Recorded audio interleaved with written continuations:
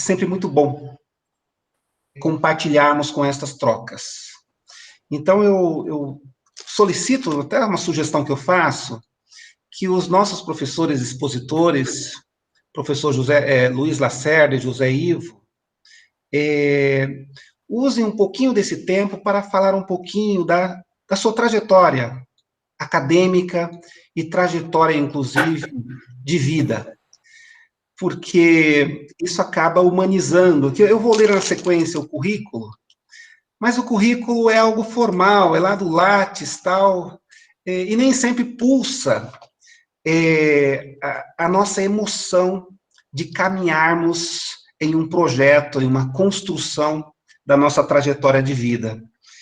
Então, eu vou iniciar neste instante o nosso encontro e faço esse pedido, na verdade, um apelo.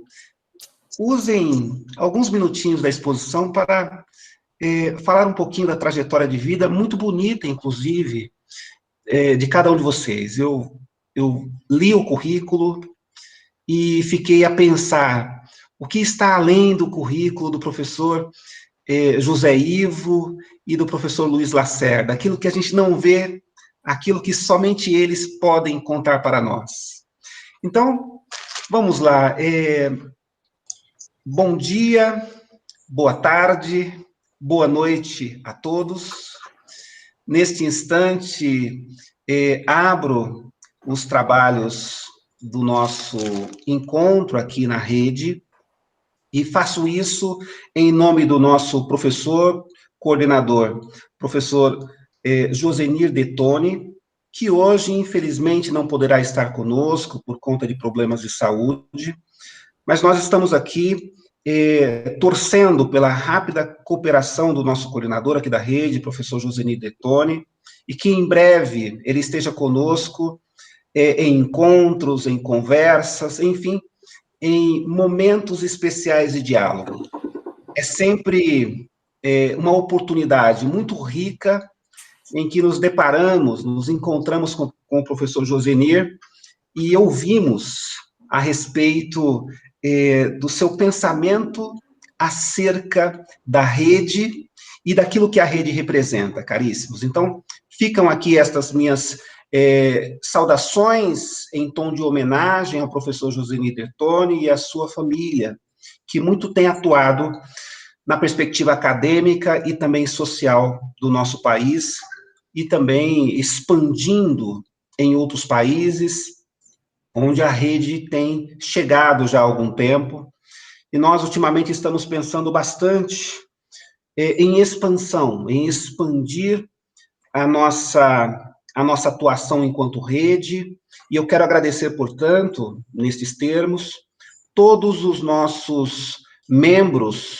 da rede, porque, na verdade, todos nós somos membros colaboradores. Então, ficam aqui as minhas considerações carinhosas aos membros colaboradores e aqueles que, eventualmente, ainda não são membros da rede. Fica o convite. Venha lutar conosco em prol deste ideal, em prol de um ideal de reconhecimento do papel da nossa casa comum, da sua importância e daquilo que nós podemos fazer para transformar o nosso habitat, para transformar a nossa realidade em um espaço de humanidade ecológica integral. Então, diante disso, deixo a todos as minhas saudações filosóficas eco-integrais, em nome do professor Josenir Detoni, e também de todos os membros que estão atuando de maneira intensa para que esses nossos encontros ocorram, e os nossos projetos, que são muitos, e estamos nos esforçando para colocá-los em prática.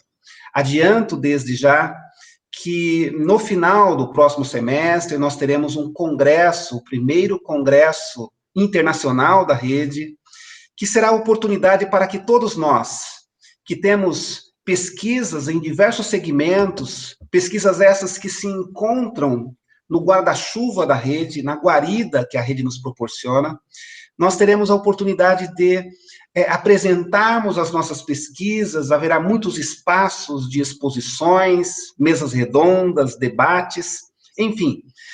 Em breve teremos mais novidades a respeito do nosso congresso.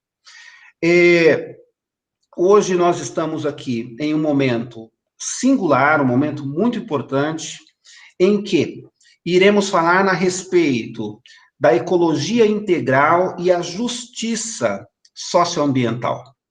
O tema por si só já nos coloca diante de várias perspectivas de reflexão e desejo, inclusive, de nos embrenharmos neste ideário de estabelecermos uma justiça socioambiental a partir da compreensão de que há uma ecologia integral. Então, repetindo, o nosso tema hoje, o tema das comunicações, o tema-chave, será a ecologia integral e a justiça socioambiental.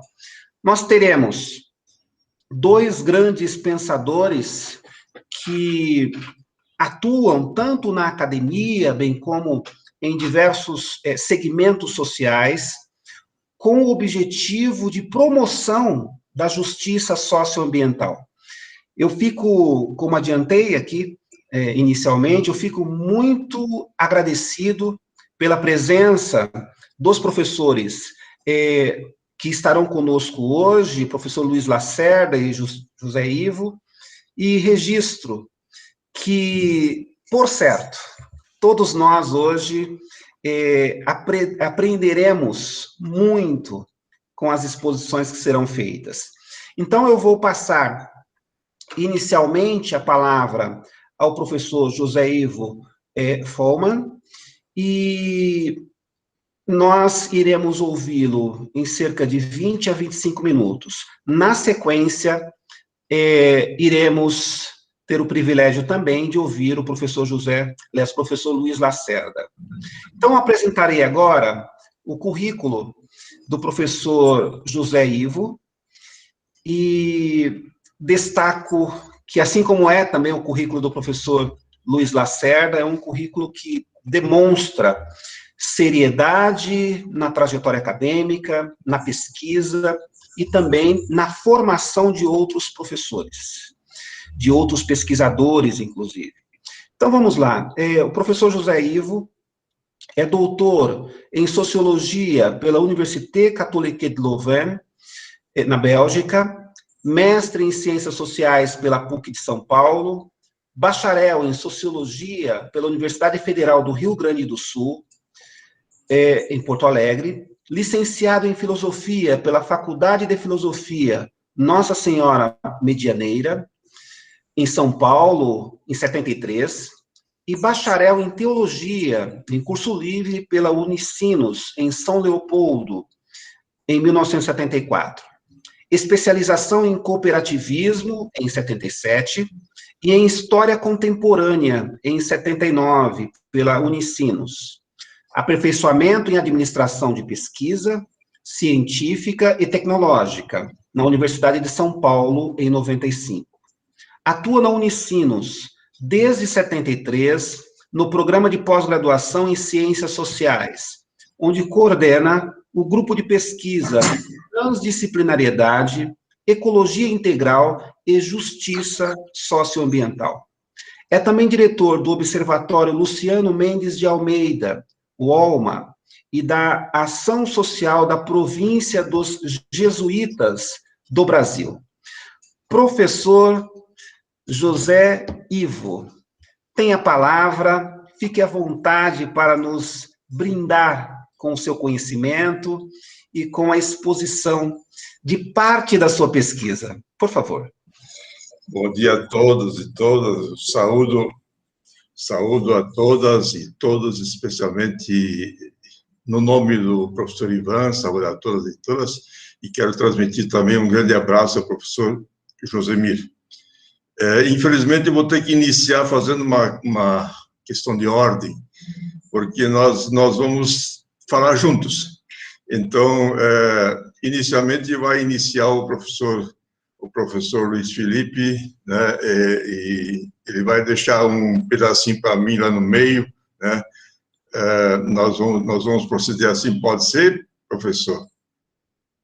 E aí teria que apresentar também o professor Luiz Felipe, né? Sim, perfeitamente, pode ser, claro. Então, apresento o professor doutor Luiz Felipe Lacerda, e eu gosto muito desse modelo, professor José Ivo, de diálogo, de conversa, será muito, muito gratificante, muito agradável, excelente. Então, o professor Luiz Felipe Lacerda é psicólogo, pós-graduado em psicologia transpessoal pela Associação Luso-Brasileira de Transpessoal, mestre e doutor em Ciências Sociais pela Unicinos, com estágio doutoral no Centro de Estudos Sociais da Universidade de Coimbra, em Portugal.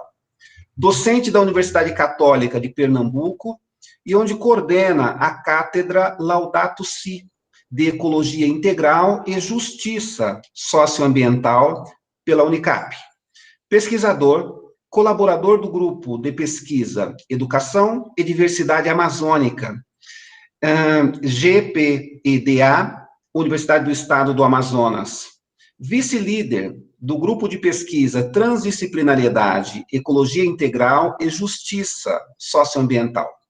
E secretário executivo do Observatório Nacional de Justiça Socioambiental, Luciano Mendes de Almeida, OLMA. Gestor do Grupo de Trabalho em Ecologia Integral da Rede de Centros Sociais da América Latina e Caribe. Integrante do eixo Justiça Socioambiental e Bem Viver da Rede Eclesial Pan-Amazônica, a REPAM Brasil. Professores, fiquem à vontade, nós estamos aqui sequiosos para ouvi-los. Muito obrigado, professor Ivan, muito obrigado a todos e todas. É realmente um prazer estar aqui hoje. Como o Padre Ivo já explicou, a gente trabalha de forma colaborativa, tentando sempre colocar na prática concreta esse desafio, não é? Então, vamos usufruir do nosso tempo em dupla e montamos uma apresentação única, porque trabalhamos justamente em interfaces que comungam do mesmo campo.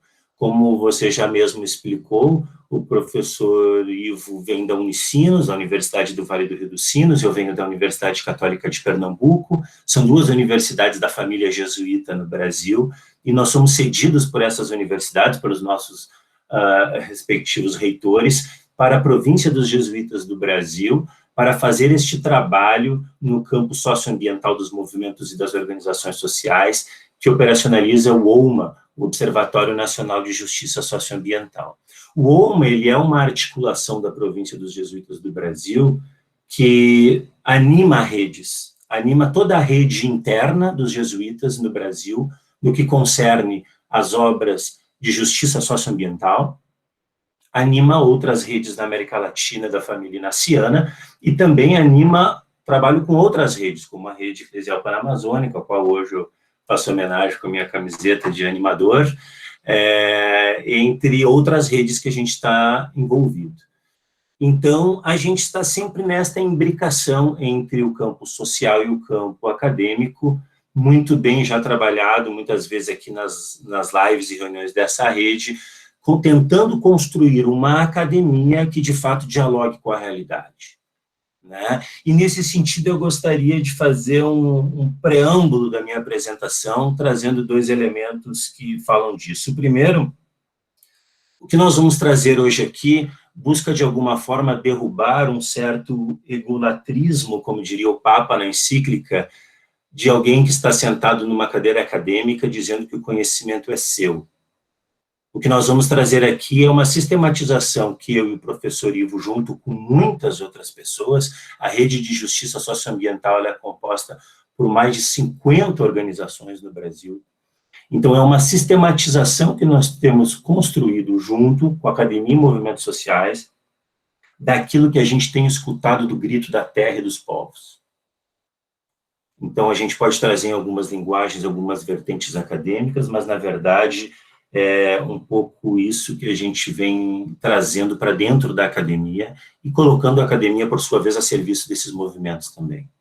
E, nesse sentido, eu gostaria também de fazer uma lembrança, talvez até uma homenagem às pessoas que hoje no Brasil estão indo para a rua, dar a sua voz, porque, de uma forma ou de outra, elas estão clamando por justiça socioambiental. E o segundo preâmbulo que eu queria trazer para nós hoje é que, bom, vocês vão perceber ao longo da nossa apresentação que a gente aprendeu ao longo desses 5 anos que a ecologia integral ela não é um conceito apenas, ela não é uma ideia apenas, e ela nem é um jeitinho que a gente vai arrumar uma coisa ali ou uma coisa aqui, melhorar uma ementa de uma disciplina ou botar uma disciplina num curso de extensão. A ecologia integral profundamente nos convida para uma mudança paradigmática. Sendo ela uma mudança paradigmática, a gente pode e deve enfocar ela por diversos aspectos. Eu já vi, por exemplo, o professor Josemir fazer essa análise pelo campo filosófico brilhantemente. A gente pode analisar isso pelo campo psicológico, que é, por exemplo, a minha disciplina de origem. A gente pode até analisar isso a partir do campo teológico, como pode ser a disciplina de origem de muitos aqui. Eu arriscaria dizer que hoje, pelo tema da justiça, a abordagem que eu e o professor José Ivo trazemos, derivando desse campo socioambiental, é uma análise sociológica da ecologia integral. Então, eu gostaria que a gente pudesse mapear essa contribuição nesse universo. Deixa eu tentar aqui projetar para vocês, e eu vou lhe pedir, então, a gente vai fazer o uso dos 20 mais os 20, e aí, quando faltar 5, eu lhe peço gentilmente que nos avise. Nós combinamos, a gente vai revezando nessa função de acordo com as apresentações dos dias. Hoje vou eu levando um pouco mais a condução e o Padre Ivo fazendo algumas intersecções. Então, Padre Ivo, assim que o senhor também achar necessário, por favor, pode levantar a mão e pedir a palavra, e assim como todos os outros colegas que aqui estão, para que a gente possa, de alguma forma, ir fazendo esse caminho de comunicação mais ativo. Deixa eu tentar ver se eu consigo aqui botar a apresentação. Um minuto.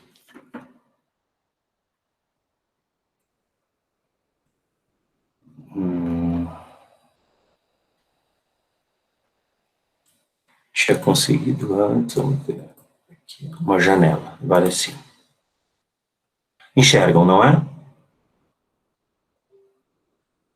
Vocês enxergam? Sim, enxergamos. Infelizmente, eu não vos enxergo. Assim que eu vou entrar pelo meu celular para poder ter uma visão. Luiz, se você conseguir ampliar o teu slide em tela completa, fica até melhor. Assim, quem sabe? Assim? Acho que ainda não consigo. Ainda não foi.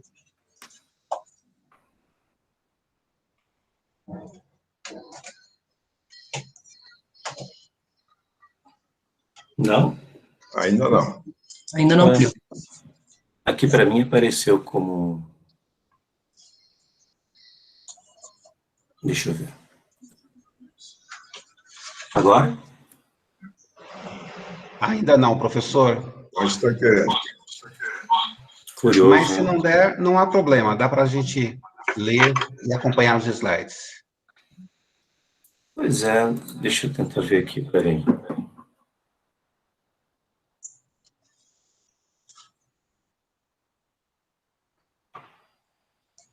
Enquanto ele arruma, eu então me apresento rapidamente. Eu, como já perceberam, eu sou padre jesuíta.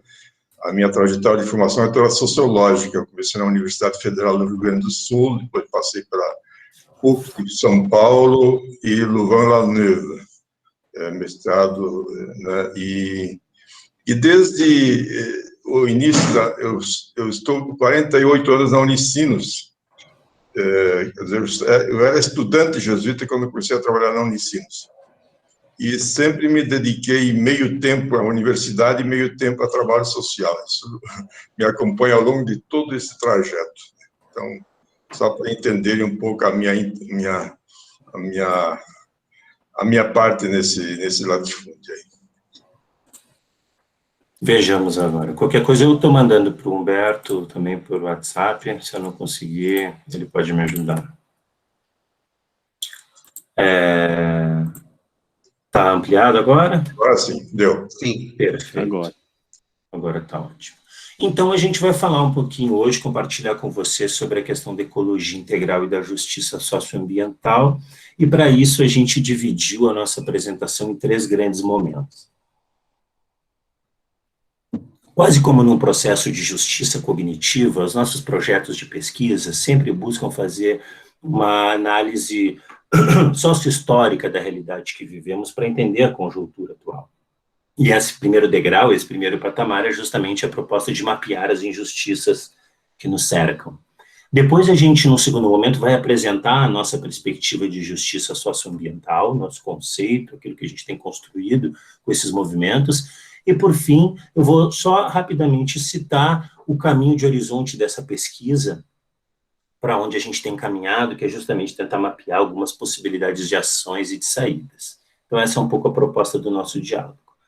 Eu vou passar um pouco mais rápido por essa parte de contextualização, porque é uma parte mais de indicadores aos quais todos nós temos mais acesso, mas eu acho só importante frisá-los. Então, até porque muitas vezes a gente está falando com pessoas que não são do Brasil, não é? E muitas vezes carecem de uma certa contextualização territorial. A gente está falando também, então, de um país de aproximadamente 207 milhões de habitantes, com 26 estados mais o Distrito Federal, onde 252 povos indígenas somam quase 900 mil pessoas. Curioso dizer que 42% dessa população vive fora de terras protegidas.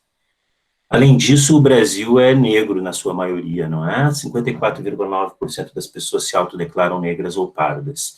A gente tinha, pré-pandemia, um índice aproximado de 13,1% da população em situação de desemprego, e também a maioria das pessoas no Brasil são mulheres, 54% da população especificamente, esses dados de acordo com o IBGE.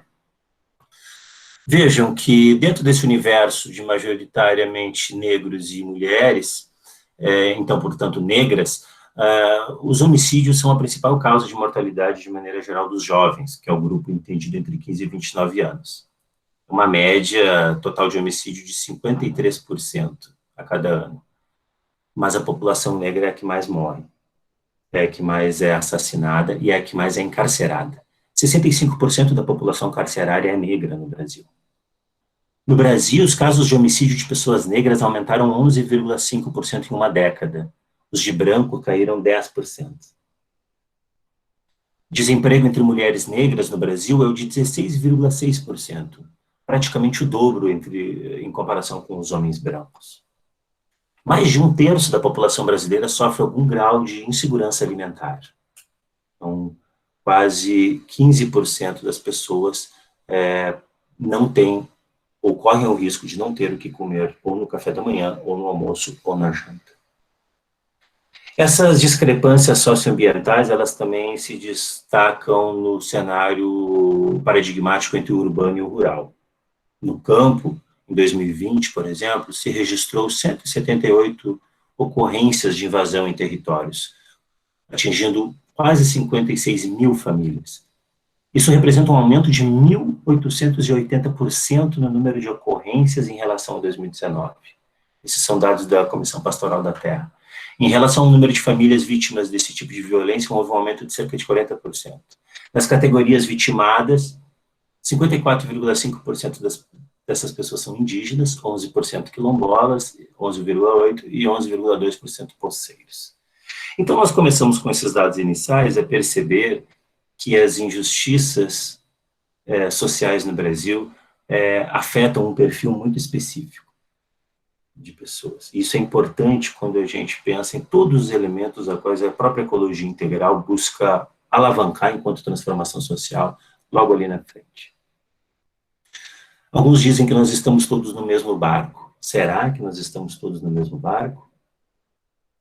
Será que a vida nos dá condições iguais? E pela lógica do individualismo moderno, do salve-se quem puder, cada um consegue chegar pelo seu próprio esforço aonde tem essa possibilidade de desenvolver ou aproveitar as possibilidades que a vida lhe dá, a pandemia nos mostrou que não, né? A pandemia nos mostrou que no Brasil as pessoas negras têm 40% mais chances de morrer de Covid. A gente teve um recorde histórico de 14,4 milhões de pessoas em busca de emprego. A estimativa de extrema pobreza do Brasil aumentou para 15%. E a gente já está com quase 40% da população na linha da pobreza.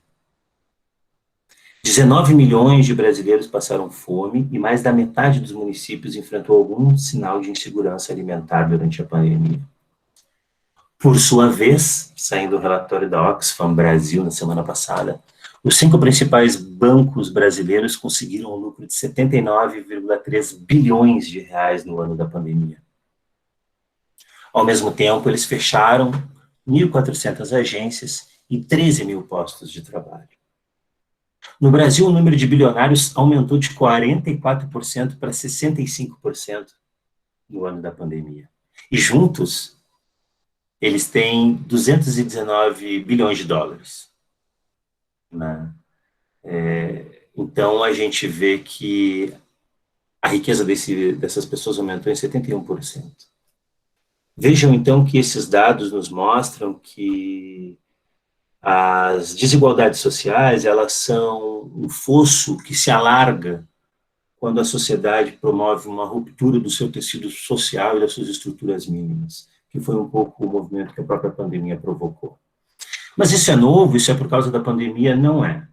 Eu não vou ter tempo aqui de fazer todo esse percurso histórico em detalhe, mas nós podemos observar os ciclos da história do Brasil e podemos ver que no Brasil as injustiças e as desigualdades são históricas, sistêmicas, provocadas intencionalmente e são estruturais.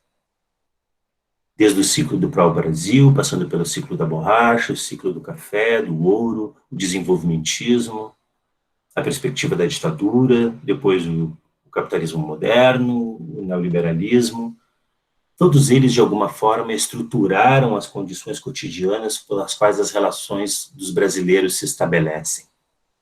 As desigualdades sociais, elas são uma mola diretriz de como as diversas populações no território nacional estabelecem relações entre si e com o Estado e com os serviços públicos. Então, a gente pode perceber sempre, ao longo dessa trajetória, certa perspectiva ou certo extrato populacional sendo, de alguma forma, denegrido e explorado em prol de outro, sejam indígenas, negros ou trabalhadores, e assim por diante. Algumas frases que são célebres nesse percurso. Nosso querido Darcy Ribeiro dizia que a crise da educação no Brasil não é uma crise, é um projeto. E por isso é importante mantermos aquela média de 10, 11, 12% de analfabetos. O Edson Tayapó, algumas 2 semanas atrás, disse isso também numa live. A fome, ela não é um problema econômico, ela é um problema político. E a Conceição Evaristo traz essa perspectiva, né? Eu não gosto do termo da intolerância. Vejo isso como uma dificuldade de conviver com o outro. Eu prefiro acreditar que a crueldade não é inata, e sim adquirida. Se ela é adquirida, ela pode ser transformada, não é? Assim como as desigualdades. E a gente, então, tem feito um estudo, nesse primeiro bloco dessa apresentação, que é de tentar mapear quais são as grandes estruturas das injustiças e das desigualdades sociais no Brasil. E a gente, ao longo desse caminho, tem chegado a esses 3 grandes pilares.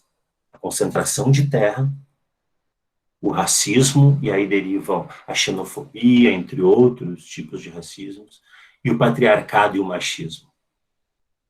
Dessas 3 matrizes estruturais do tecido histórico-social do Brasil, derivam todos os processos que a gente conseguiu mapear no que concerne as injustiças e as desigualdades sociais no país. Então, se de fato nós queremos fazer pesquisas, projetos, intervenções que abalem as estruturas das desigualdades no Brasil, nós temos que abalar ou buscar abalar esses 3 pilares de alguma forma.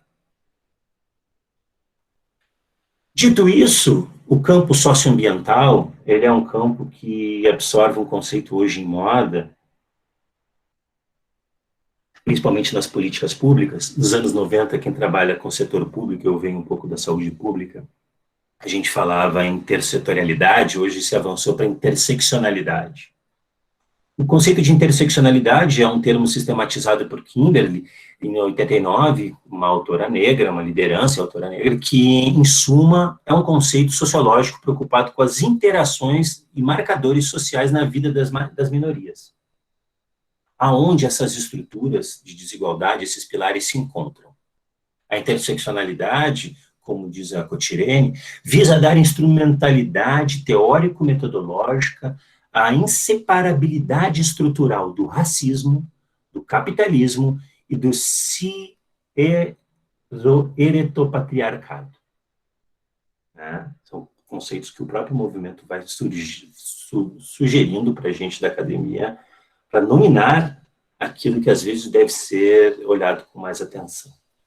Alguns territórios dessa interseccionalidade, por exemplo, a favela, as comunidades indígenas, a comunidade quilombola, a própria escola, a universidade, o trabalho, o hospital, a igreja, os próprios corpos, o corpo negro, o corpo indígena, o corpo da mulher, são espaços onde essas estruturas de desigualdades sociais se encontram. Então, quando a gente pensa nos pilares que nós temos que tentar abalar, a gente olha para a realidade e encontra que esses pilares se manifestam nesses territórios. Então, a interseccionalidade nos leva para um jargão acadêmico, talvez, mas que é muito conhecido entre nós. Outro dia, até aqui na rede, eu vi uma live muito interessante sobre Edgar Morin, que, a partir do conceito de hologramaticidade, defende a ideia de que tudo está interligado. O Papa Francisco também diz isso na encíclica da Ecologia Integral. Tudo está interligado nesta casa comum. E, entre tantos outros autores, eu também escolhi o Maturana, que infelizmente nos deixou recentemente, para dizer que ele traz o conceito de enação, que é o conceito onde o corpo se mistura com o meio num processo de auto- e retroalimentação. Quer dizer, o meio e o corpo são quase a mesma coisa em matérias diferentes. Assim, interseccionalidade é sinônimo de interconexão, de interdependência, de interafetação, de interrelação, de interligação. Bom, quando a gente chega nesse ponto paradigmático da leitura, a gente tem que entender que a sociedade, principalmente a ciência, embalada pela égide cartesiana, escolheu um caminho oposto a esse. Nós escolhemos um caminho de separar para entender, separar para analisar, e inclusive alguns teóricos da guerra feudal diziam separar para dominar, não é? Como o próprio Maquiavel uma vez nos ensinou. Só que não é possível mais separar as coisas. Tudo está interligado. E se tudo está interligado, o próprio Papa diz isso, nós não conseguiremos dar uma resposta à altura dos problemas modernos se nós continuarmos separando o social do ambiental. Nesse momento, nós abandonamos essa separação, e começamos a trabalhar com a perspectiva socioambiental. Não existe mais meio ambiente, não existe mais social, não existe mais ambiental, existe o socioambiental. E por isso, a crise, ela não é uma crise social e também não é uma crise ambiental. Ela é uma crise socioambiental. E ela tem uma faceta social e uma faceta ambiental. O IPCC, que é o painel intergovernamental pelo clima, onde se juntam os maiores pesquisadores do mundo para trabalhar esse assunto, já mesmo apontou essa perspectiva, dizendo que pobreza e degradação ao meio ambiente estão fortemente interligadas. É o que mostra o ranking do EPI de 2016, que mediu o desempenho ambiental de 180 países. O resultado confirmou: os países mais pobres apresentam alto nível de degradação dos seus recursos naturais. E é importante aqui um parênteses, porque eles apresentam um maior nível de degradação porque eles cuidam menos? Não.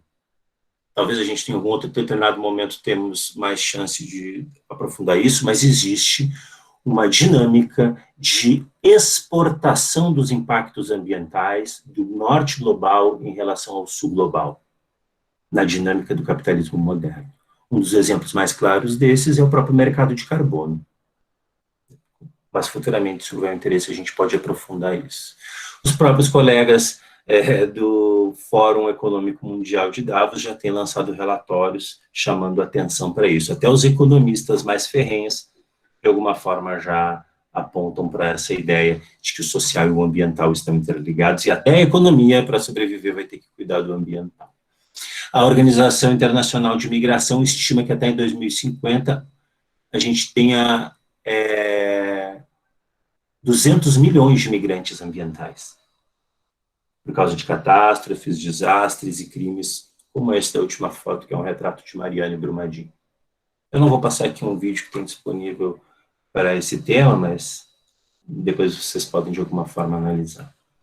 Quais são as principais fontes de conflitos socioambientais no Brasil hoje? A maioria deles no campo rural, mas também existem alguns no campo urbano. A extração de madeira, a extração de petróleo e gás, a mineração, a pecuária, a hidrelétrica, desmatamento. Aqui tem um dado interessante, né? 80% do desmatamento da Amazônia deriva da pecuária, da cadeia produtiva da pecuária. E também, no contexto urbano, especulação imobiliária, o que a gente tem chamado nos movimentos sociais de favelização da população. Então, essas são as grandes fontes de conflitos socioambientais no Brasil hoje. Não é, Padre Ivo?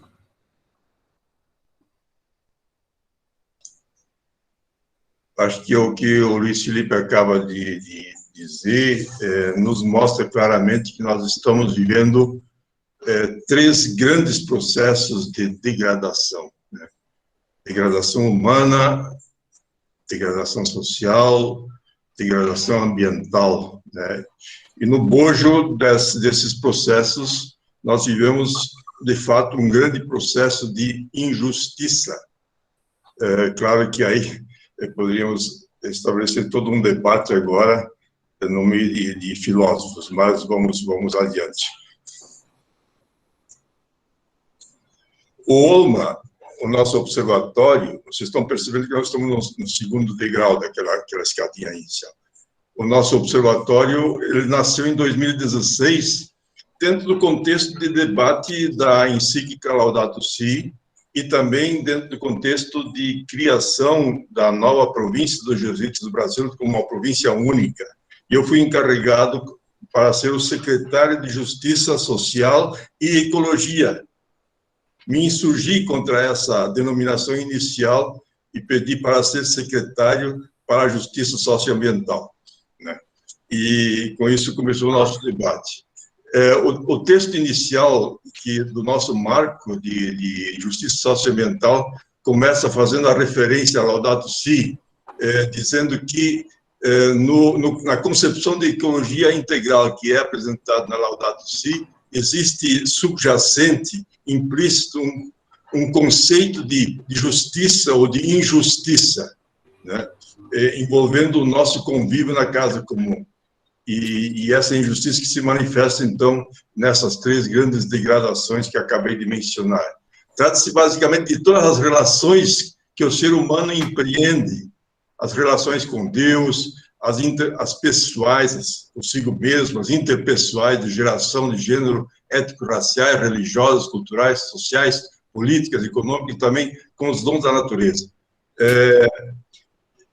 Isso nós viemos cultivando, então, a partir de 2016, sobretudo em conexão com toda a rede jesuíta de promoção da justiça socioambiental na província do Brasil, e chegamos a uma definição, sim, muito, eu diria assim, pobre, né? Simples, simplória, de promoção de justiça socioambiental, dizendo que são todas as ações que têm como objetivo colaborar para a superação das injustiças presentes em nossa herança histórica e produzidas pelo atual modelo de desenvolvimento neoliberal, gerador de desigualdades sociais e agressões ambientais. Desculpem essa definição, mas foi o nosso acordo inicial. E aí, na medida em que nossas interlocuções foram avançando, eu trouxe um aporte do trabalho que fazíamos na própria Unicinos, falando de três ênfases do nosso trabalho socioambiental, que era a ênfase do reconhecimento do outro, as relações étnico-raciais, etc., a ênfase do combate à pobreza e a ênfase do cuidado da natureza. essas três ênfases, elas foram com o contato com a psicologia do Luiz Felipe, elas foram se recauchutando, reorganizando, e acabaram sendo relações justas consigo mesmo. Claro que, para eu ter um processo de reconhecimento do outro, é necessário que eu, em primeiro lugar, me reconheça a mim mesmo. Senão, não existe. Não existe um bom trabalho de educação das relações étnico-raciais sem que eu reconheça o meu lugar nessa história. Relações justas com os outros, aí é todo o processo de sociedade que vivemos, né? E as relações justas com a natureza. E fomos vendo toda a questão da incidência, como é que se pode identificar as nossas posições estratégicas, digamos assim, de influência ou de incidência. Uma posição estratégica fundamental seria a própria produção do conhecimento. A produção do conhecimento, mais do que nunca hoje, é fundamental para incidência nessa promoção de justiça socioambiental. Depois, os espaços públicos de deliberação e de decisão, que são as incidências mais diretas, negociações junto às diferentes redes, junto às diferentes representações, e, evidentemente, talvez onde mais podemos incidir sempre é na nossa vida cotidiana. No cotidiano, em casa, na rua, onde estivermos, no nosso trabalho, as práticas do cotidiano são chaves para essa incidência. Nós, claro, nesse tempo todo, fomos visitando uma série de autores, não vou entrar em detalhes, estão aqui elencados, agrupados de alguma forma. Todos eles, de alguma forma, são interlocutores importantes nesse debate todo. Aí temos a questão da transdisciplinaridade, sociologia da emergência, ecologia do saber, decolonialidade, grande transformação do Karl Polanyi, o desencantamento do mundo já de Max Weber, já clássico, a era do capital improdutivo hoje, do Dobor, teologia da libertação, tem tantas participações, colhemos aí dois pontos mais incidentes diretamente. Ecologia integral, esse conceito trazido pelo Papa Francisco, justiça socioambiental, nós estamos humildemente tentando dar uma contribuição nessa relação entre ecologia integral e justiça socioambiental, ou tentando elaborar um conceito de justiça socioambiental a partir do paradigma da ecologia integral.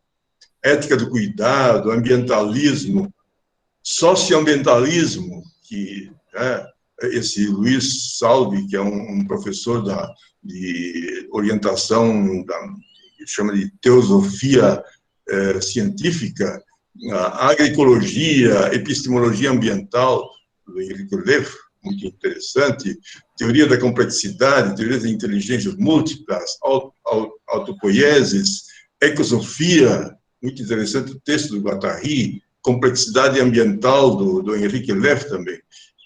Depois, racismo estrutural, lugar de fala, lugar de território, né? Elite e ralé, essas análises muito interessantes do José Souza, sociólogo, né? E também uma contribuição que para mim é muito rica, que é a tentativa de conceituar branquidade e branquitude. A branquidade seria toda aquela situação de quem é branco e não considera nada de todas as injustiças que foram se acumulando e nem percebe isso. E branquitude é alguém que cultiva uma atitude com relação a isso. É muito interessante essa chave de leitura que eu encontrei com a professora Devanir Pinheiro, que foi nossa doutoranda na Unicinos. Educação popular, Esperançar Paulo Freire, educação ambiental, educação profunda, depois o bem viver dos povos tradicionais, direitos da mãe terra, economias alternativas. quer dizer, é uma infinidade de agrupamentos que podemos estabelecer e todos são importantes interlocutores. Vocês certamente vão ter muitos outros nomes a acrescentar. Dentro de nossa rede, nós temos vários centros sociais e fomos colhendo o que esses centros sociais estavam trabalhando. E, a partir disso, que fomos fazendo a nossa interlocução a partir do paradigma da ecologia integral e justiça socioambiental. Então, essas agendas temáticas aqui, que estão aqui elencadas, são agendas que já estavam em discussão na rede de justiça socioambiental da província de Juiz do Brasil. Nós só estamos recolhendo e digamos assim, potencializando em rede.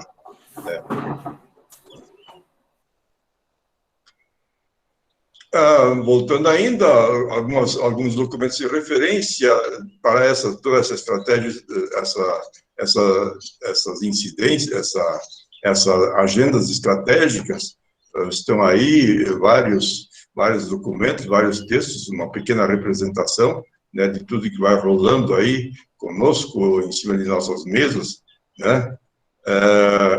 Eu quero destacar algo que eu não conhecia, que eu visitei há pouco, um conjunto de slides sobre socioambientalismo desse professor Luiz Salvi, talvez alguns conheçam.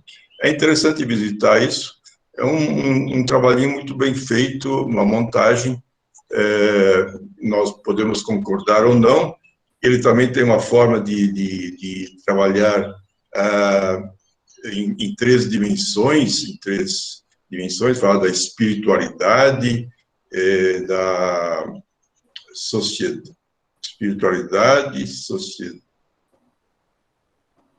são três dimensões que quase coincidem com essas que nós trabalhamos. Então, é interessante a gente estar desperto para isso. Muito bem. E então a gente apresenta essa ideia, eu vou retomar mais ali na frente, essa ideia da justiça socioambiental, com este conceito, com essa estrutura num tripé de relações justas consigo mesmo, com os outros e com a natureza. E por isso a gente entende que a justiça socioambiental, ela é um conceito operador concreto da ecologia integral. A ecologia integral, enquanto perspectiva paradigmática, ao se encontrar com uma realidade injusta, como é aquela que nós mapeamos no início, necessita de um operador, catalisador, efetivador justo. E aí o conceito de justiça socioambiental, ele é esse operador concreto para nós de ecologia integral. E a ecologia integral, como eu já falei no início, não é apenas uma ideia ou um conceito, mas representa uma proposta de mudança paradigmática. Então, a gente tem aí alguns livros, o Padre Ivo vai poder falar para a gente um pouco sobre essa produção que a gente tem feito a respeito da ecologia integral. Isso aqui é uma pequena amostra a partir da pesquisa que eu estou coordenando no programa de pós-graduação na Unicinos, essa coleçãozinha aqui, esses 3 volumes, Ecologia Integral, Abordagens Impertinentes, volume 1, volume 2, volume 3. O professor Josemir, inclusive, tem 2 artigos nesses 3 volumes. Nós estamos... Isso é uma pesquisa que está em andamento até 2023, tentando contribuir para elaborar melhor ecologia integral como um possível paradigma para as ciências sociais.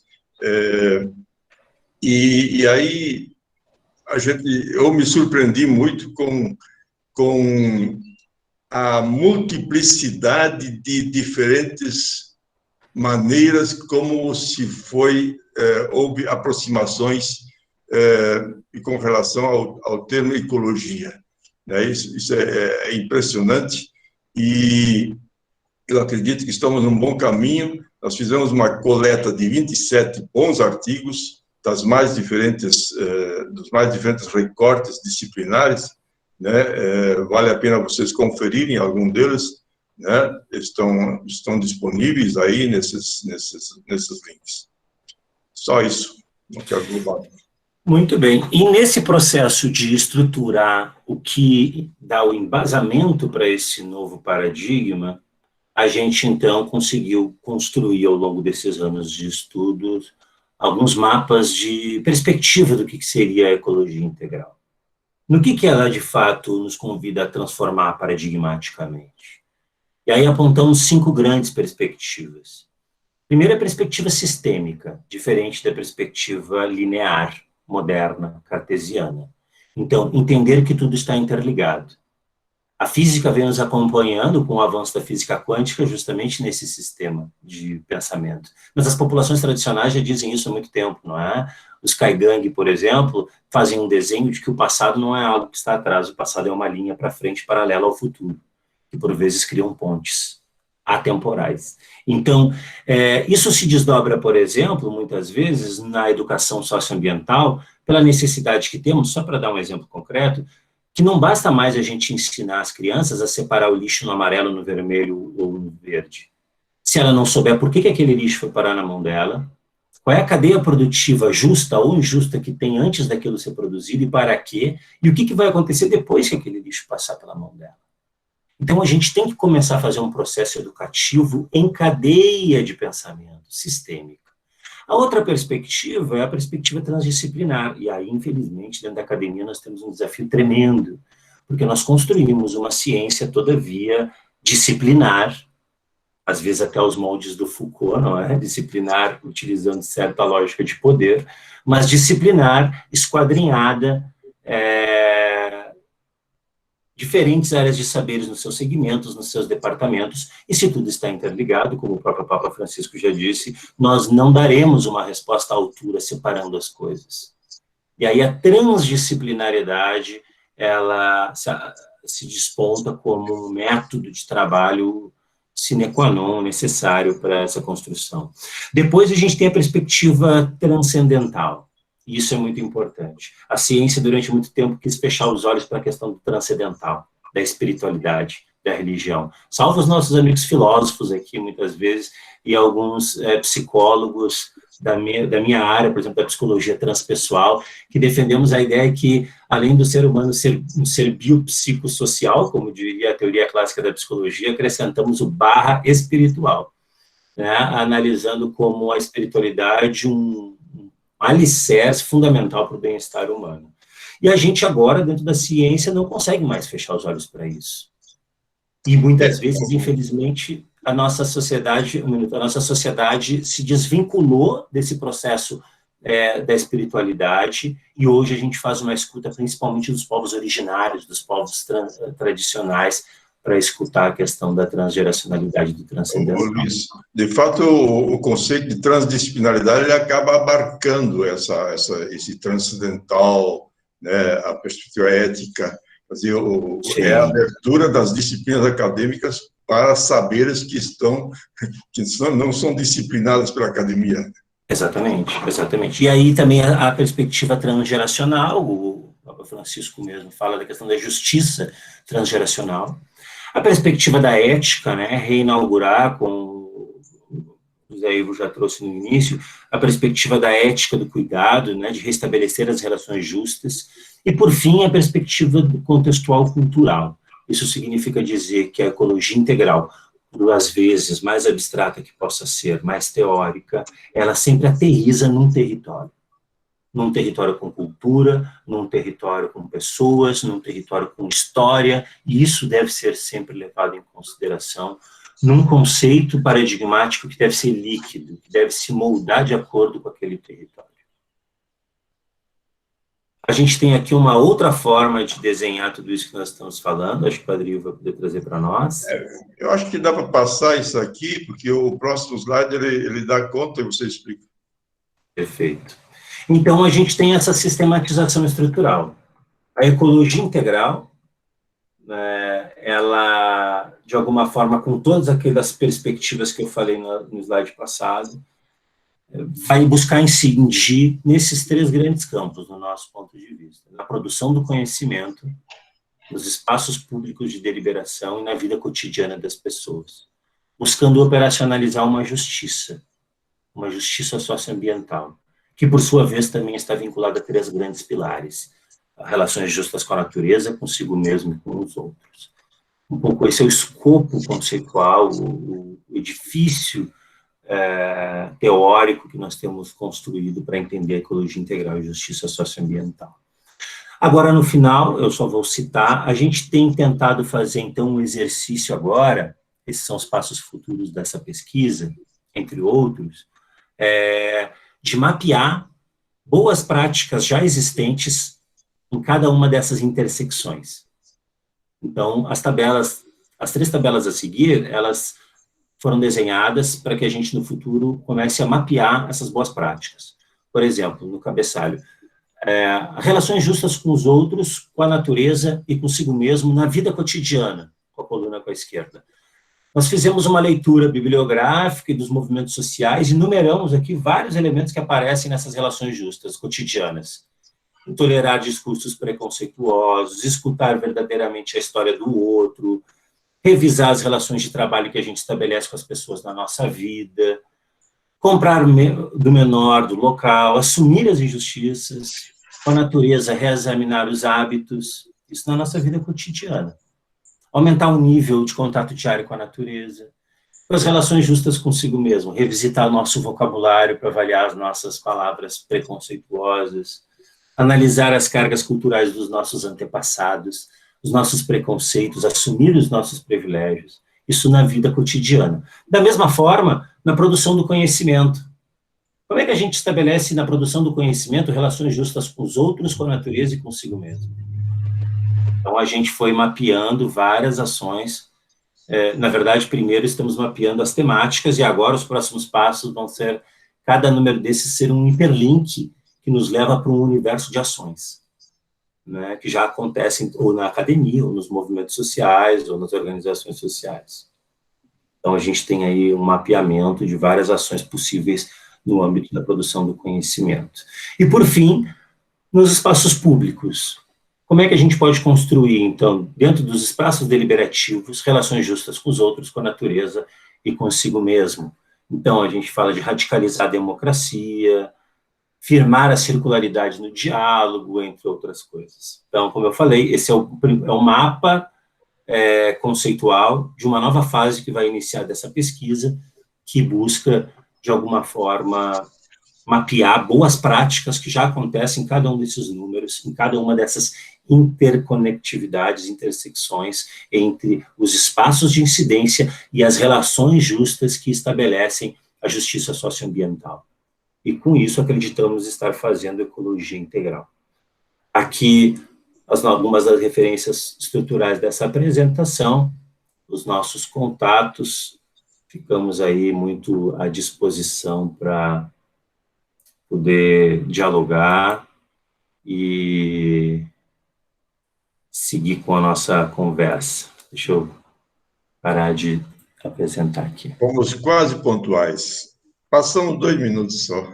Ótimo, porque era muita coisa.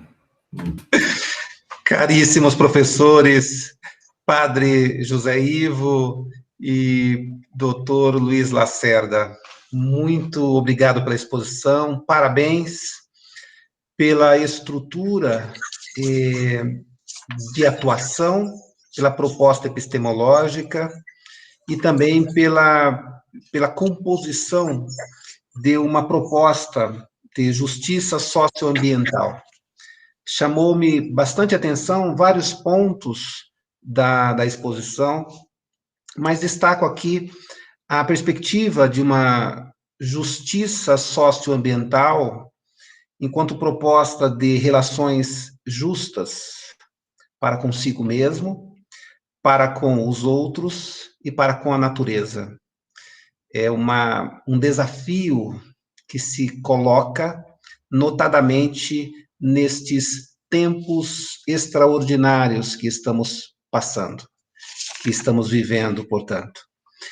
Eu abro aqui espaço, seguindo a nossa tradição, para perguntas, para colocações, enfim, vamos abrir, portanto, mais um momento de diálogo aqui, à mesa da fraternidade, como já dizia o Luther King. Vamos lá, caríssimos, fiquem à vontade.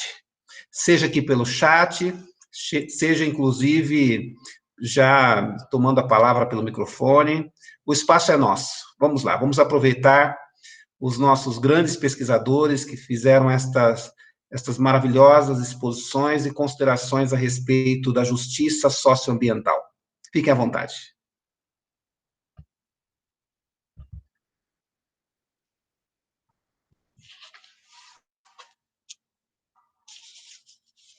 Enquanto os colegas vão se preparando, eu tenho, na verdade, uma pergunta, professores, que passa também pela minha área de formação, que é a seguinte: nos meus estudos formais, no estrito senso, de direito ambiental, existe um valor jurídico denominado sustentabilidade.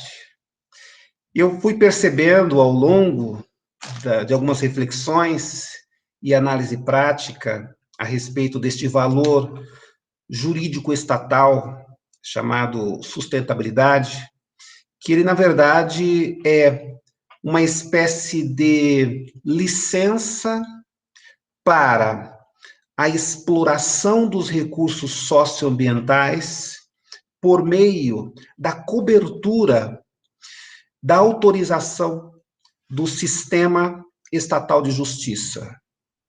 E isto ingressa, de certa maneira, muito forte na proposta do neoliberalismo que estamos inseridos.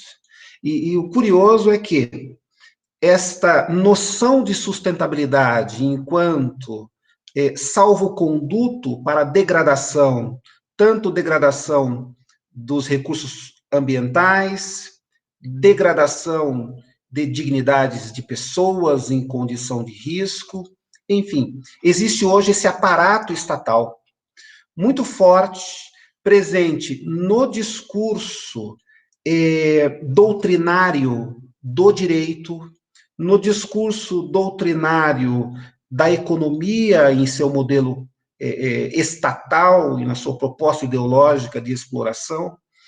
E aí eu pergunto, professores, se porventura essa minha leitura está certa, claro, é uma hipótese que eu coloco aqui, e eu pergunto, a partir daí, como nós que estamos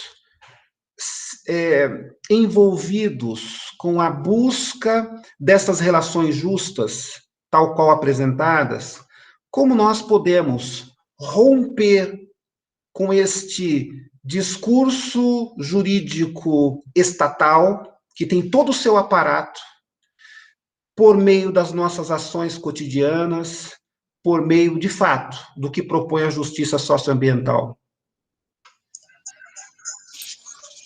Eu posso dar uma primeira palavra aí. Eu acho que o termo, a palavra, o conceito de sustentabilidade é um desses conceitos que, de certa forma, nasce pervertido, mas, sobretudo, ele se degrada, ele se degradou, ele faz parte do processo de degradação do próprio conhecimento. Eu acho que há um desafio muito grande para o conhecimento, para nós desmontarmos o lado perverso que está sendo passado com essa fachada de sustentabilidade. Acho que isso é um desafio para a produção de conhecimento.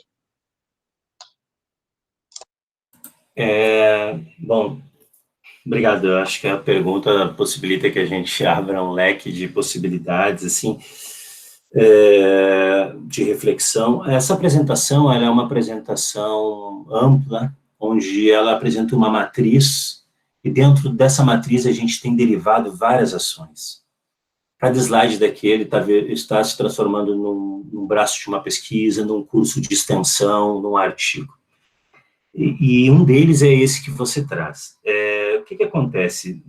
A gente tem percebido que nessa mudança paradigmática que a gente está se propondo a fazer e a viver, alguns vetores de transformações são necessários a gente incorporar. tanto conosco mesmo, com os outros e com a natureza.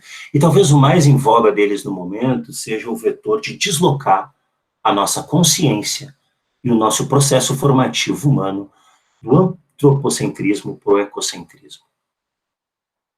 A gente tem uma estrutura de formação humana e de pensamento totalmente embasada no antropocentrismo, o homem na centralidade das coisas.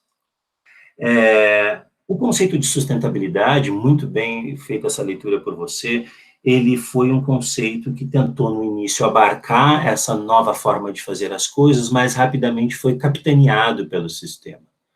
Para mim, muito claramente, quem faz essa descrição brilhante é justamente Deleuze e Guattari, ao longo de toda a sua obra, mostrando como a máquina capitalismo e a sociedade, o modus operandi, captura o conceito inovador, jogando ele para dentro de uma máquina de autorreprodução do sistema.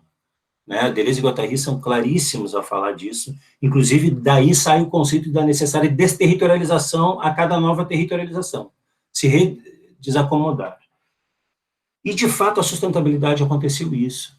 A sustentabilidade, ela foi incorporada em processos como selo verde, mercado de carbono, New Green Deal, que são expressões do mercado para ganhar chancela estatal para poder fazer aquilo que está vinculado ao desmatamento.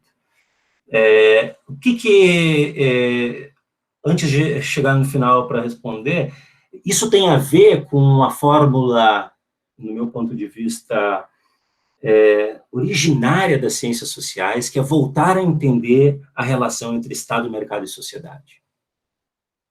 A gente tem que voltar a revisitar essa relação, porque ela foi deturpada. E o Estado está tomando a consciência da iniciativa privada. E aí nascem essas deturpações conceituais de usar um conceito que era para proteção, como um processo de permissão para o desmatamento, a degradação ambiental. Nesse processo todo, como é que nós podemos fazer, lhe respondendo? Nós temos trabalhado, eu tenho aprendido muito, eu tenho feito a gestão de um grupo de advogados, eu sou o único psicólogo, e nós estamos trabalhando esse trabalho, uma teoria dos direitos da natureza no Brasil. Os direitos da natureza, se embasando na Constituição equatoriana e boliviana, nos saberes tradicionais dos povos tradicionais do Brasil e da América Latina como um todo, tem deslocado a consciência jurídica do antropocentrismo, da natureza como objeto de direito, para uma perspectiva de consciência ecocêntrica da natureza como sujeito de direito. E aí a gente está aprontando academicamente e socialmente um monte com isso. Nós estamos aí, por exemplo, com um curso de extensão com mais de 150 pessoas na Universidade Católica de Pernambuco, em parceria com o OMA, exclusivamente sobre esse livro, e está gratuitamente disponível na internet, na biblioteca virtual do OMA também. É o primeiro livro que a gente tem proposto uma teoria geral dos direitos da natureza no Brasil, com esses deslocamentos de consciência no universo jurídico. Então, é um pouco nesse sentido que a gente tem trabalhado cotidianamente. Eu tenho chamado esta proposta de concepção da natureza enquanto sujeito de direitos como uma verdadeira revolução copernicana, pensando aqui na expressão kantiana, mas fantástico. Muito obrigado, professores. Nós temos aqui mais uma pergunta que é apresentada pelo José Aldair Pinheiro, do Mato Grosso. Ele pergunta assim: como os professores Luiz e Ivo percebem o avanço do paradigma socioambiental para além das academias? Pergunta instigante. Eu acredito que a pergunta poderia ser invertida. Como o avanço da percepção socioambiental está conseguindo entrar na academia? Porque a academia é tristemente seccionada e o próprio conceito, o conceito de justiça às vezes hoje se fala em justiça socioambiental, mas de fato é conceito de justiça ambiental que se trabalha na academia.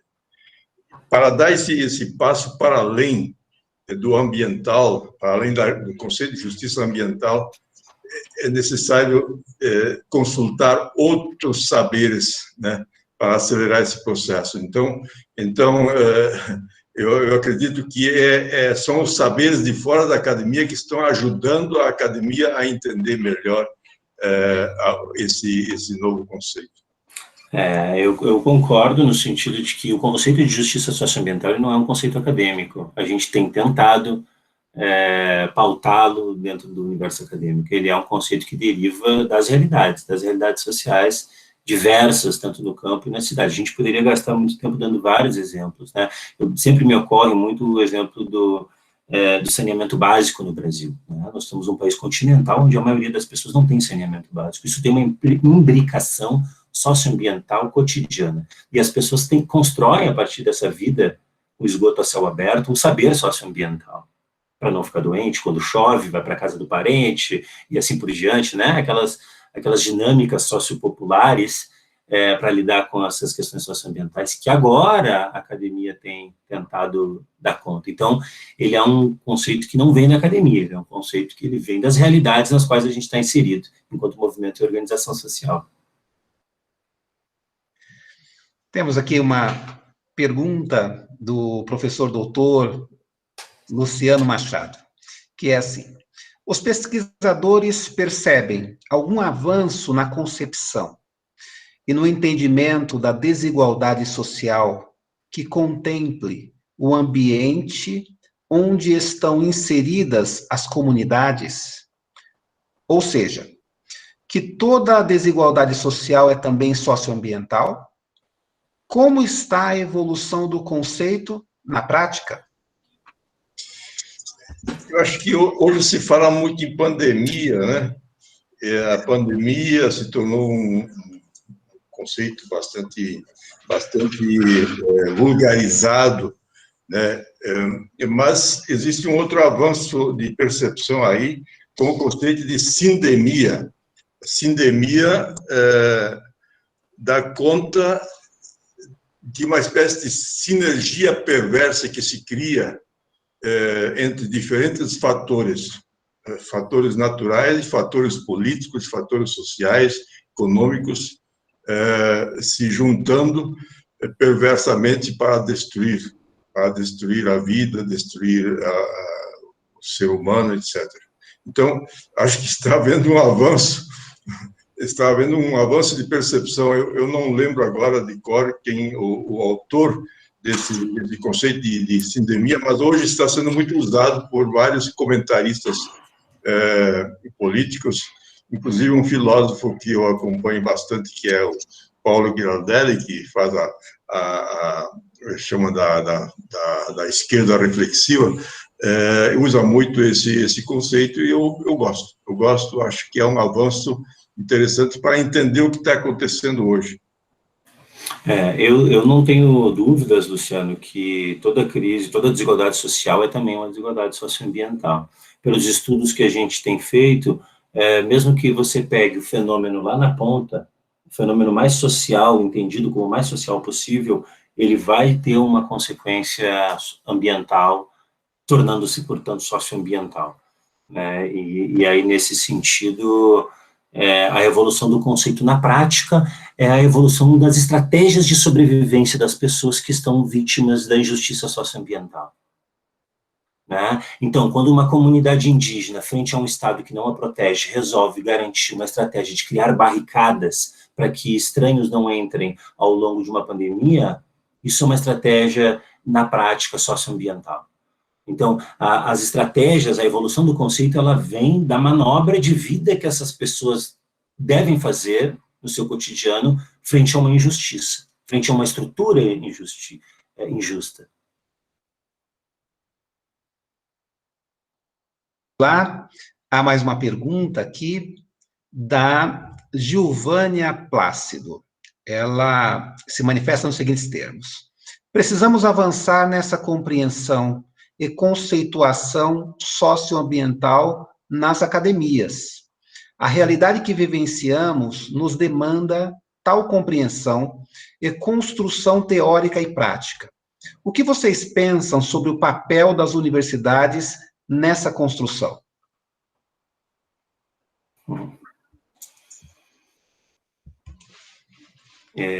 Eu acho que, primeiro de tudo, a universidade ela tem que ela mesma se desconstruir para poder absorver esse conceito. Esse é um conceito novo, de fato. Socioambiental é um conceito que a gente tem levado em voga aí nos últimos 5 anos, 6 anos. O papel da academia, eu acho que, se fosse genuíno, primeiro deveria ser de autorreconstrução, se revisitar as suas estruturas segmentárias e propor coisas mais interligadas. Não necessariamente precisa ter um nome socioambiental, mas talvez operacionalizar aquelas perspectivas sistêmica, transdisciplinar, de cuidado, de justiça transgeracional. Não precisa usar um conceito para dizer que você está fazendo algo. Não é? Depois, num segundo momento, autorreflexiva, fazendo a justiça com ela mesma, né, seria possível, então, a universidade nos ajudar a cristalizar esse conceito e, a partir daí, até embasar políticas públicas, pesquisas e outras coisas, como é, de fato, o devir de uma universidade, né, de uma produção do conhecimento, como diria o Boaventura, decente para uma vida prudente. Eu acredito que essa questão, ela vem acompanhando a academia desde a década de 70 já. Se não me engano, o conceito de transdisciplinaridade surgiu em 1974, foi expresso pela primeira vez em 1974. O que se quer dar conta com o conceito de transdisciplinaridade? É exatamente a universidade se abrir no processo. O essencial da universidade é a produção de conhecimento. Essa é a vocação da universidade, a missão da universidade é isso, a academia. Mas essa produção de conhecimento, ela não pode ser um encastelamento. Essa produção deve estar na interlocução com a sociedade. Então, eu sempre digo, desde 2022, eu levantei essa bandeira na Unicinos, a tábua de salvação da universidade é a transdisciplinaridade. É gerar espaços de transdisciplinaridade na produção de conhecimento. Então, nós precisamos, sim, desmontar todo esse esquema acadêmico que estamos viciados e iniciar novos caminhos, novos formatos de produção de conhecimento. Eu sei que isso soa terrível, mas acho que há aí um desafio grande para todos nós. Temos aqui uma pergunta, uma manifestação do nosso secretário-geral aqui da rede, professor doutor Humberto Herrera. Ele, como bem sabemos, nessa perspectiva socioambiental, os seus estudos, as suas pesquisas estão relacionadas à educação. Não somente educação, mas, sobretudo, passa pela educação. Vem assim a manifestação. Luiz e Padre Ivo, nos percursos socioambientais que acompanham, como percebem a acolhida dos princípios da ecologia integral socioambiental por parte das escolas e ou ambientes de educação das crianças? Até que ponto a academia terá força de repensar as lógicas formativas da educação formal?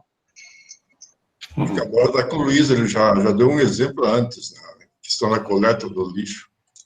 O Humberto, ele tem sido nosso parceiro em vários espaços onde o Observatório articula a temática da educação. Hoje nós estamos vinculados a um movimento nacional que se chama Revolução Laudato Si Brasil, onde franciscanos e jesuítas deram as mãos, e a gente está à frente de um GT que se chama GT de Educação, onde a gente conseguiu unir aí quase 15 carismas religiosos vinculados à educação particular no Brasil para fazer essa reflexão. Estamos há 1 ano em encontros de autoconhecimento e encontros temáticos.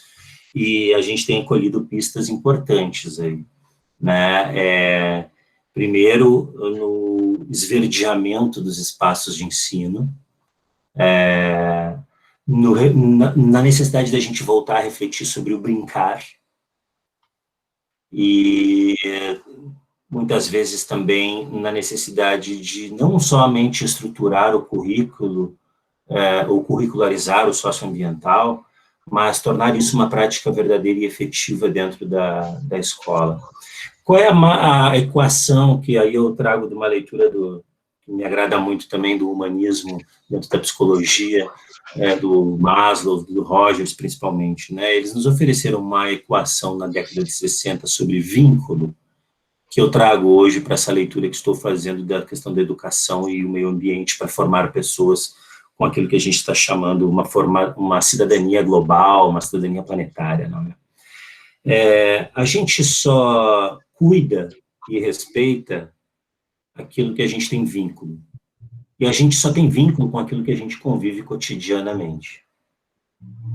Então, na lógica inversa, se a gente encastela, como diz o Padre Ivo, essa palavra, as crianças 4 horas por dia, durante 5 dias da semana, durante 4 semanas por mês, durante 10 meses por ano, durante 5 anos da sua formação, 8, 10 anos, num ambiente quadrado, branco, asséptico, onde o único momento que ela vai ter contato com a natureza é na hora do recreio, na hora do intervalo. Então, quer dizer, a natureza não é matéria, a natureza é intervalo, é brinquedo. E mesmo assim, naquele cantinho da borda da quadra que já foi todo cimentado, não tem como nós tenhamos o desejo de que sejamos adolescentes ou adultos que cuidem da natureza. Porque em nenhum momento da nossa vida as estruturas de educação nos propuseram um vínculo cotidiano, um cuidado, um afeto perante a isso. Então, eu tenho entendido essa dinâmica da educação por esse caminho. E isso é uma equação que serve para pensar currículo, serve para pensar processo pedagógico, serve para pensar a merenda, serve para pensar a entrada, a saída, o passeio. Então, eu tenho desenvolvido por aí. A academia, nesse papel, é um pouco aliada da educação. A gente está vivendo no universo do Pacto Educativo Global, não é? Que traz essa perspectiva. Inclusive, essa semana foi lançado um dicionário do Pacto Educativo Global, brilhantemente aí, e coordenado também pelo professor Humberto, pela irmã Cláudia, que estão por aí, pela ANEC, e a academia tem tentado dar sua contribuição no campo conceitual, empírico, mas as escolas sofrem com o mesmo problema que a academia. A gente vê os gestores com muita boa vontade, mas ainda preso em estruturas que respondem muito mais ao hegemônico sistema do que à mudança paradigmática que a gente quer fazer. A gente escuta isso da boca das pessoas que trabalham na pastoral, dos coordenadores pedagógicos. Olha, eu quero fazer, eu sei o que tem que fazer, cadê o valor cristão, cadê o valor humano, cadê o valor ecológico aqui? Mas aí vem o pai, vem a mãe, é o vestibular, é a cobrança, é a leitura, as escolas estão numa imbricação.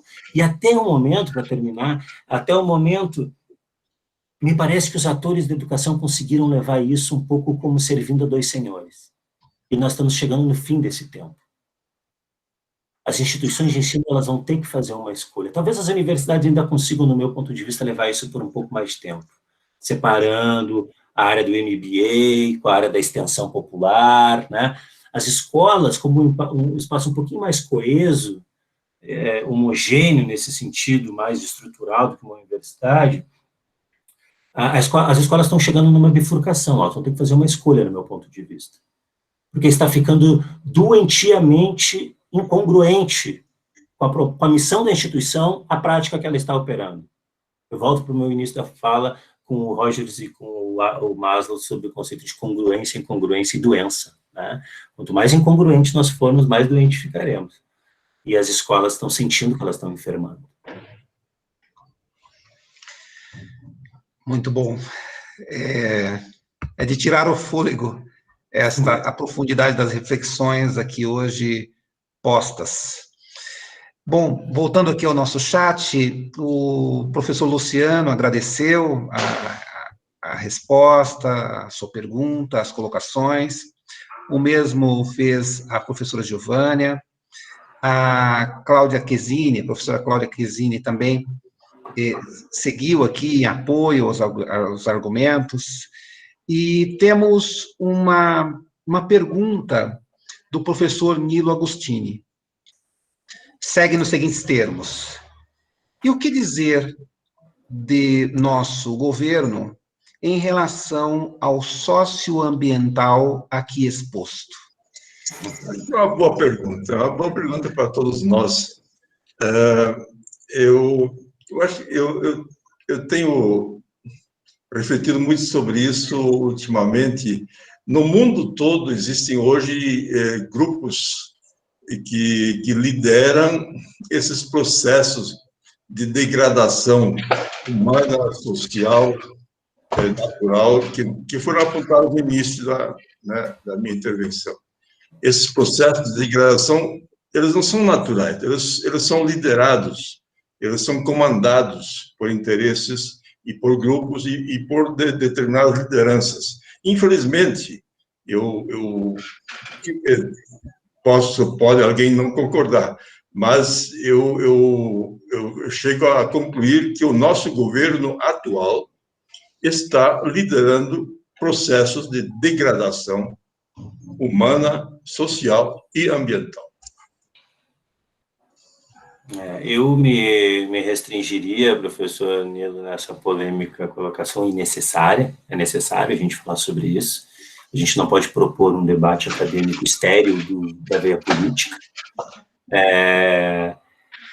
No meu ponto de vista, o atual governo ele nasceu e dorme sobre aqueles 3 pilares que eu apresentei, das estruturas das desigualdades sociais, sobre a concentração de terra, o machismo e o racismo. Ele é fruto desses pilares, e por isso se legitima naqueles slides históricos que eu mostrei anteriormente, e daí, depois disso, deriva como modus operandi de todas as desigualdades e injustiças socioambientais que eu apresentei posteriormente. Então, é fruto dessa estrutura da desigualdade social, e sendo assim, só pode agir com interesse de perpetuar essa estrutura, porque assim perpetua sua própria existência. Ok, a Gilvânia, que está, de fato, atuando no cotidiano educacional, ela ainda diz que as políticas curriculares estão nos sufocando. O Vanderlei Barbosa, ele destaca José Ivo e Luiz Lacerda, gratidão pela lucidez das reflexões. Nós temos aqui, portanto, várias e várias reflexões, vários apontamentos dos nossos colegas participantes, professores, pesquisadores, em agradecimento às respostas, à troca, ao diálogo e também à exposição. Eu concedo, neste momento, para já nos direcionarmos ao momento final, um instante para que os nossos professores, expositores, pesquisadores que aqui se encontram e fizeram essa belíssima exposição, fazer as suas considerações finais. Professor Luiz Lacerda e Padre José Ivo, por gentileza, quais seriam as colocações em sede de considerações finais para nós que aqui estamos, a partir desta exposição da justiça socioambiental, que certamente são colocações para nós que aqui nos encontramos e para aqueles que assistirão esta exposição em outras oportunidades, ou numa linguagem já bastante usual. O que dizer a respeito da justiça socioambiental para as presentes e futuras gerações? Se José Ivo quer passar na frente, diga aí. Bom, eu só quero dizer que eu sempre senti uma grande inveja dos filósofos. A sociologia é uma espécie de prima pobre da filosofia, mas ultimamente, aos poucos, eu estou me convencendo que essas paredes todas estão sendo derrubadas e tudo está virando uma grande filosofia, né? Hoje eu estou me sentindo no meu chão, né?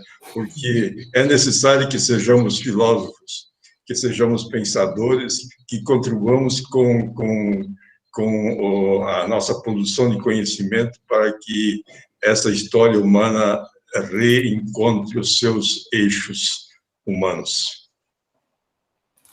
Então, eu já da minha área me sinto filho da filosofia, não é? Porque a psicologia ela é a filha maior da filosofia, e acho que, como considerações finais, primeiro agradecer a oportunidade. Eu sou um fã das lives mensais, das reuniões. Às vezes não consigo assistir presencialmente, mas sempre estou assistindo assincronicamente aí nas gravações. Parabenizar essa rede com tanto fôlego. E a primeira consideração é essa, professor Ivan e demais colegas que estão aqui. Tem que ser em rede. Não tem saída se não for junto. A gente tem que, cada vez mais, aprofundar os nossos processos de troca em rede. E as redes se retroalimentarem. A gente já bebeu muito, enquanto rede de justiça socioambiental, na fonte da Rede Internacional de Filosofia Ecológica, e assim como bebemos em outras fontes. E aí a gente tem feito, desde o Observatório, um profundo estudo sobre redes, porque a gente fala muito sobre redes, mas isso não está dado. A gente tem que estudar. As redes não nascem voluntariamente, elas não acontecem naturalmente. É necessário um esforço nosso em direção a criar redes. Eu acho que esse é o esforço que se propõe aqui e que é muito nobre. A segunda, eu acho que, para mim, nesse momento, está pegando fortemente a perspectiva de estabelecer relações justas consigo mesmo.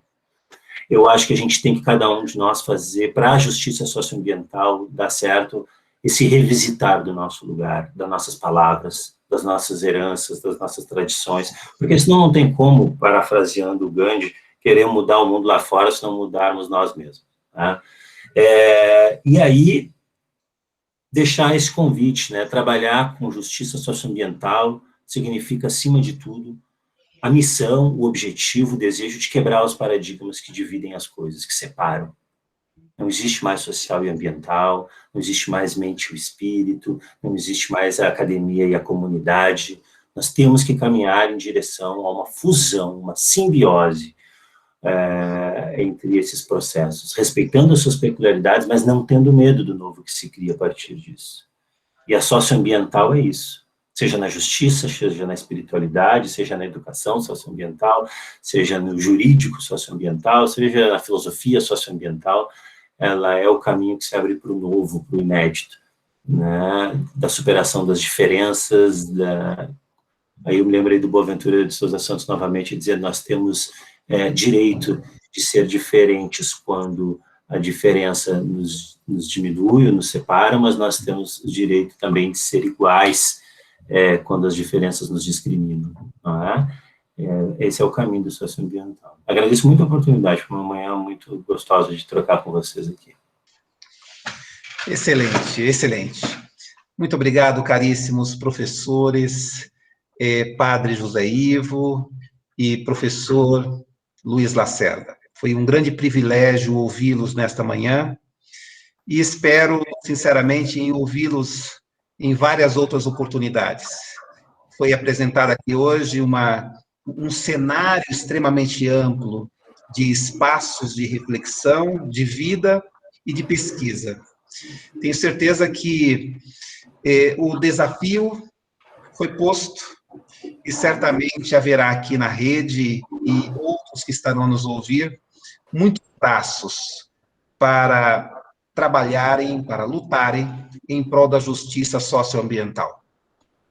Eu quero, neste instante, destacar ainda que o professor Humberto colocou aqui no nosso chat o link para a obtenção do registro de participação, registro de presença, a certificação, na verdade, para quem tem interesse.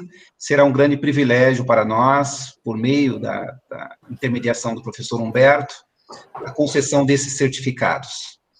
Eu também aqui faço menção honrosa a todos os presentes. Nós temos aqui colegas de vários estados do país, representando grupos, redes, espaços de ação e pesquisa. Temos aqui, inclusive, um registro que foi feito no chat, em que o Wilson Eduardo Gomes Pulgarim, ele agradece o preâmbulo feito sobre o panorama do Brasil e das 3 colunas nomeadas pelo professor Luiz, precisamos voltar para esses dados e esses conceitos. Obrigado pela apresentação, e ele fala da Colômbia. Muito obrigado, professor Wilson, é sempre um privilégio perceber e notar a sua presença bastante ativa aqui nos trabalhos da rede. Caríssimos, mais uma vez, muito obrigado a todos. Então, eu finalizo aqui oficialmente os nossos trabalhos, em nome do professor, doutor Josenir Detoni. Quero mais uma vez agradecer a todos. Nestes termos, a Rede Internacional de Filosofia Ecológica Integral vai cada vez mais se firmando os passos em busca da construção de uma maneira de pensar e agir que considere com urgência a possibilidade da elaboração de uma filosofia ecológica integral, que tem aí certamente ramificações diversas, que pretende estabelecer critérios para relações justas, professores Luiz Lacerda e Padre Ivo. Relações justas, como foi dito e bem afirmado, bem colocado. Relações justas conosco mesmo, consigo mesmo, com os outros e para com a natureza. Fica aqui, portanto, o nosso abraço da Rede de Filosofia Ecológica Integral aos professores Luiz Lacerda e Padre Ivo. E continuemos na construção de uma justiça socioambiental que alcance os propósitos apresentados. Muito obrigado. Até mais, caríssimos. Obrigado a todos os presentes.